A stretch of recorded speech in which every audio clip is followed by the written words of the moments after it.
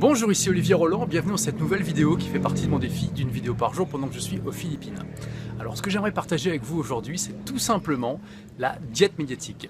Qu'est-ce que c'est que la diète médiatique? C'est tout simplement le fait d'arrêter de suivre toutes les sources d'informations généralistes. Donc ça veut dire d'arrêter de lire des journaux d'actualité, d'arrêter de regarder les journaux télévisés à la télévision, d'arrêter d'écouter les news à la radio, d'arrêter de lire les sites de journaux d'informations généralistes, bref, de couper toutes les sources d'informations comme ça d'actualité qui en général, et c'est le but en fait de cet arrêt, sont uniquement une source d'information négative. Je veux dire, alors j'ai écrit il y a quelques temps, j'ai publié il y a quelques temps un article sur ce sujet qui s'appelle 3,5 techniques pour plus d'intelligence, moins de bêtises et plus d'intelligence avec la diète médiatique. Je vous ai mis le lien juste en dessous de cette vidéo et voilà, j'explique un petit peu ce concept. Alors, ce concept, c'est pas moi qui l'ai inventé, je l'ai découvert dans le livre La semaine de 4 heures de Tim Ferriss et c'est pas lui non plus qui l'a inventé, ça a été inventé déjà bien avant lui par d'autres personnes. Et quelle est la logique derrière ça?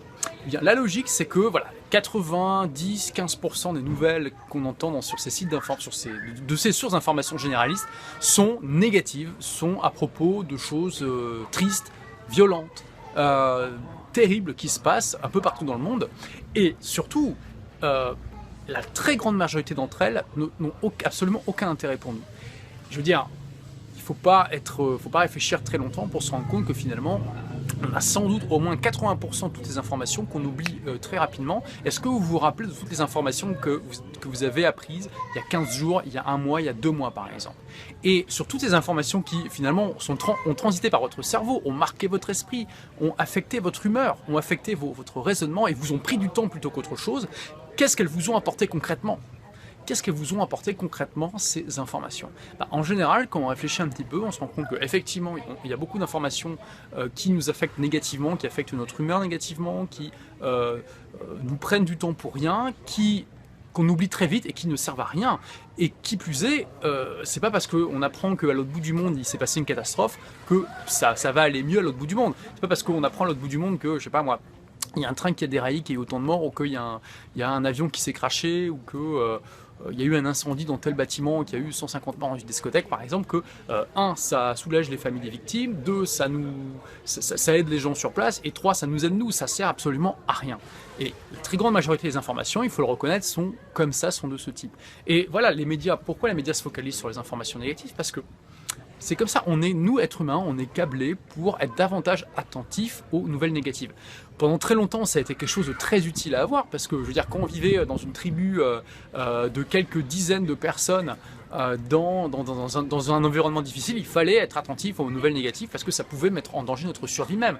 Ensuite, plus tard, même avec quand les villes ont commencé à apparaître et tout ça, c'était toujours intéressant. Mais aujourd'hui, le problème, c'est que on est au courant de choses qui se passent à des dizaines de milliers de kilomètres de nous, alors que on aurait si nous on veut améliorer le monde, si nous on veut faire en sorte d'apporter de la valeur, ce qu'il faut c'est pas se concentrer sur ce qui se passe à 10 000 km, ce qu'il faut c'est se concentrer sur la valeur qu'on peut apporter autour de nous, c'est sur les choses qu'on peut faire au quotidien, avec les personnes de notre entourage, avec notre famille, c'est sur l'impact qu'on peut avoir. Alors évidemment, si comme moi vous utilisez internet pour diffuser votre message, vous pouvez avoir un message global et toucher des gens partout dans le monde, mais la différence, c'est ce que Stephen Covey, dans son livre Les 7 habitudes des gens qui réussissent tout ce qu'ils entreprennent, appelle le cercle d'influence intérieur et le cercle extérieur. Pour lui, en fait, il y a des cercles concentriques autour de nous, et il y a ce qu'il appelle le cercle d'influence, ce sur quoi nous avons une influence directe, et le cercle extérieur sur lequel nous n'avons aucune influence, et qui pour lui, se consacrer à passer trop de temps à des sujets qui sont en dehors de notre cercle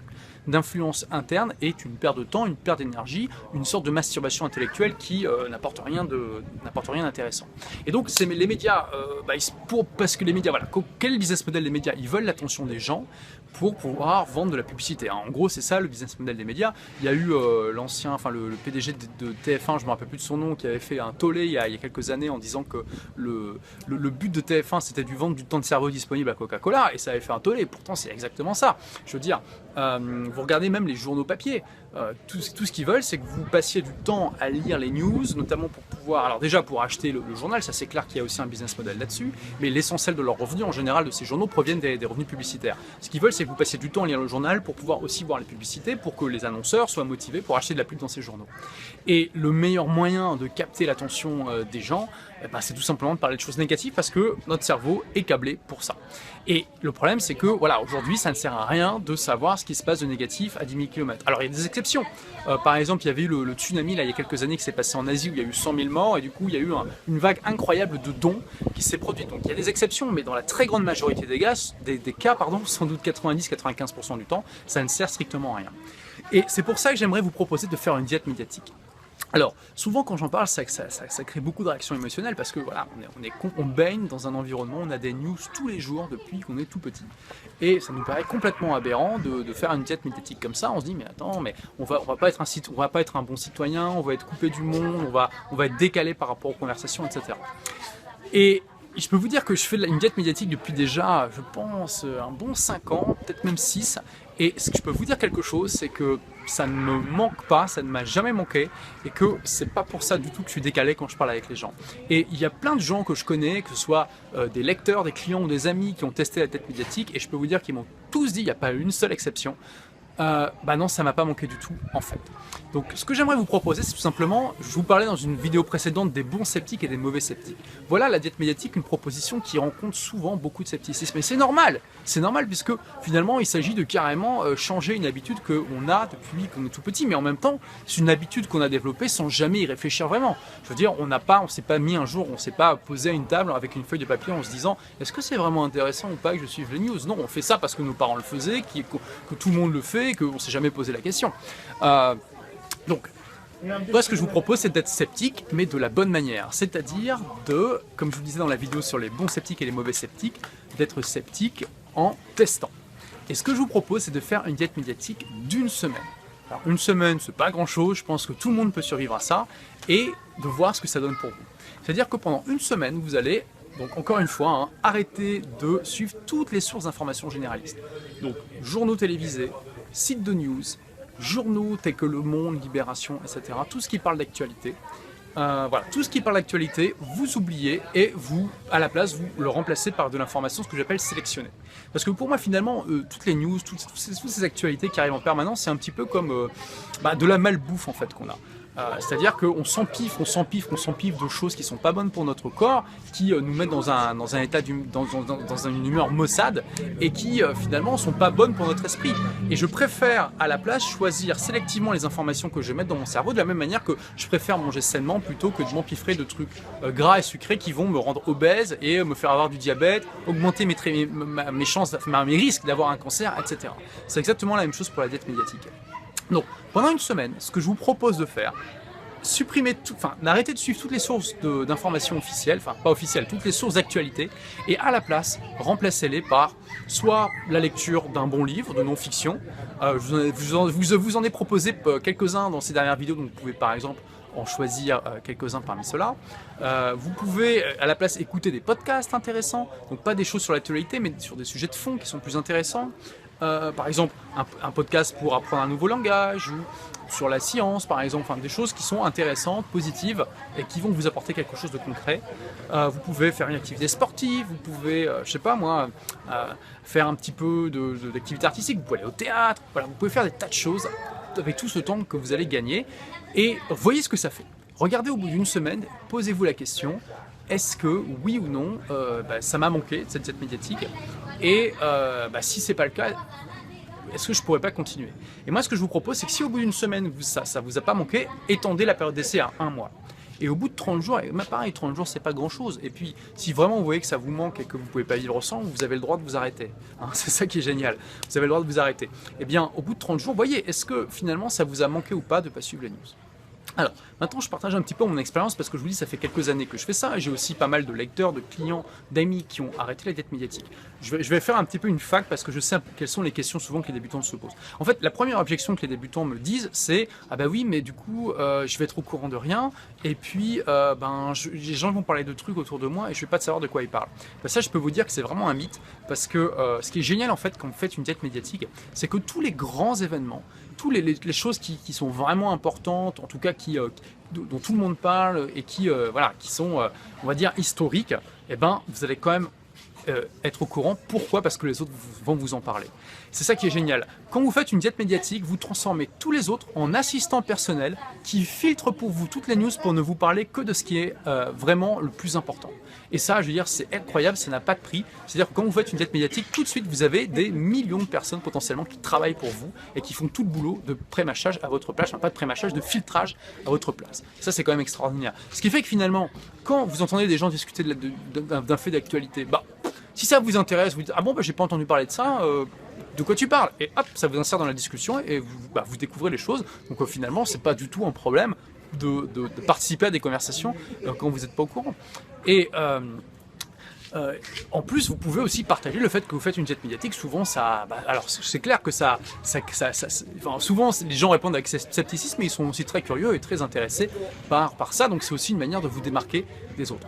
Ensuite, ce que souvent les gens remarquent quand ils font une diète médiatique, c'est comme je vous disais que finalement, ça leur manque pas du tout et qu'ils se rendent compte du conditionnement négatif que ça entraîne d'avoir toutes ces news négatives qui nous arrivent dans la tête au fur et à mesure, alors que finalement, quand on regarde autour de nous, je veux dire, on a tout pour être heureux. Je veux dire, on vit quand même dans un pays qui est extrêmement riche, avec un niveau de développement extraordinaire.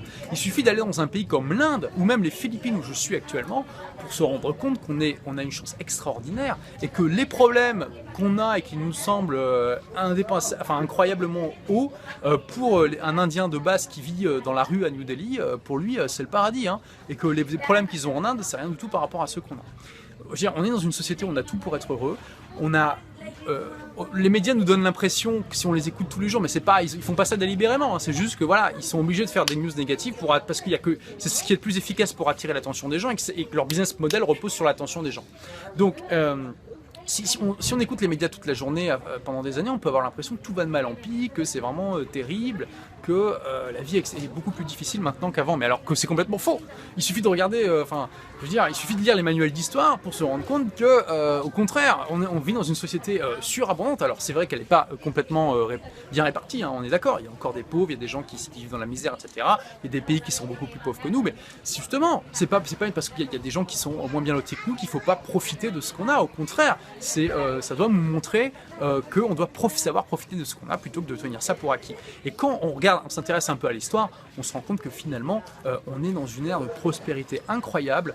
On a une chance inouïe. Je veux dire, il n'y a pas si longtemps, les gens avaient 5, 6, 7, 8 enfants et il y en avait la moitié qui était mort avant 5 ans. Je veux dire, il faut quand même se rendre compte. On avait une espérance de vie à la fin du XVIIIe siècle en moyenne de 35 ans en France. Il y avait des famines où il y avait des millions de gens qui mouraient en France. Il y avait une misère incroyable. La plupart des gens étaient illettrés. Il y avait, je ne sais plus, 90 ou 95% de la population française qui travaillait au champ ou étaient éleveurs et qui s'échinaient, qui courbaient les chines en été dans les champs pendant des heures et des heures. Et c'était terrible comme condition de vie. Alors après, voilà, pendant plusieurs millénaires, il y a eu aussi des gens heureux, etc. C'est pas le souci, mais on est dans des conditions matérielles aujourd'hui qui sont extraordinaires et ça nous donne toutes les raisons d'être heureux et il faut en profiter. Et on a une espérance de vie incroyable. On peut vivre en bonne santé de manière générale beaucoup plus longtemps qu'avant. Avant, on pouvait mourir de trucs qui nous font aujourd'hui rire. Et je veux dire, on pouvait attraper des maladies terribles qui touchaient notre cerveau, la lèpre, qui nous faisait carrément tomber des morceaux de notre corps. Et tout ça, c'était absolument horrible. Et en plus, il y avait sans doute aussi beaucoup plus de préjugés avant, plus de violence dans la société et qui fait qu'aujourd'hui on est quand même dans une société où il y a beaucoup plus de paix. Alors tout n'est pas parfait bien sûr, mais il y a beaucoup de choses positives aujourd'hui dans notre société par rapport à avant. Et globalement, moi j'ai pas peur de dire que on est dans aujourd'hui la situation sur Terre est bien meilleure qu'elle ne l'était il y a quelques centaines d'années. Et donc il faut savoir aussi célébrer ça, avoir de la gratitude pour ça et savoir apprécier ses avantages à leur juste valeur. Et faire une diète médiatique, ça permet justement d'avoir cet état d'esprit un petit peu plus positif que si on écoute les médias nous rabâcher à longueur de journée que tout va de mal en pis. Donc voilà, c'est ce que je voulais partager avec vous. Donc encore une fois, je vous invite vraiment à tester le concept. Alors pour la petite histoire d'ailleurs, l'article sur la diète médiatique que j'ai écrit, hein, donc je vous ai mis le lien juste en dessous encore une fois, il y avait eu je crois une centaine de commentaires et j'avais dit dans l'article surtout, vous allez avoir envie de donner votre opinion parce que c'est comme ça qu'on a été éduqué. En France, on aime bien donner son opinion sur un peu tout et n'importe quoi. J'ai dit à mes lecteurs, moi ce que je vais vous demander, avant de faire votre opinion, faites le test d'une semaine. Parce que j'expliquais le concept de, il faut toujours, enfin, en testant sur le terrain, on a toujours une meilleure opinion, une opinion plus pertinente sur quelque chose par rapport au fait de ne pas l'avoir testé. Et testez sur le terrain avant de donner votre opinion, s'il vous plaît. Et sur la centaine de commentaires que j'ai eu, quasiment tout le monde m'a donné un avis, oui c'est bien, non c'est pas bien, etc. Et il y a seulement une personne, alors j'espère qu'il y en a eu plus qui l'ont fait, mais en tout cas il y a une personne qui m'a donné un feedback en me disant « Olivier, je te remercie, j'ai fait le test pendant une semaine et effectivement ça m'a apporté ça. » Et ça m'a un peu déçu parce qu'un commentaire sur 100 où finalement la personne applique cette idée de tester alors que tous les autres ont donné leur opinion, moi ça m'a un petit peu attristé. Et c'est pour ça que je vous en parle, parce que j'aimerais que vous ne fassiez pas ça aujourd'hui.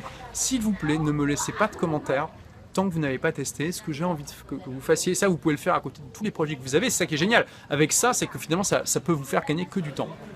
Ce que je vais vous demander de faire, c'est tester s'il vous plaît la dette médiatique pendant une semaine, et au bout d'une semaine, dites-moi dans les commentaires juste en dessous de la vidéo si ça vous a apporté quelque chose, si oui quoi, et si ça vous a pas apporté quelque chose, si c'est pas possible pour vous de le faire, expliquez pourquoi. Je peux comprendre que dans certains métiers, par exemple si vous êtes journaliste ou homme politique, effectivement c'est pas possible de faire une diète médiatique, mais dans la très grande majorité des métiers de tout le monde, on peut faire ça sans problème.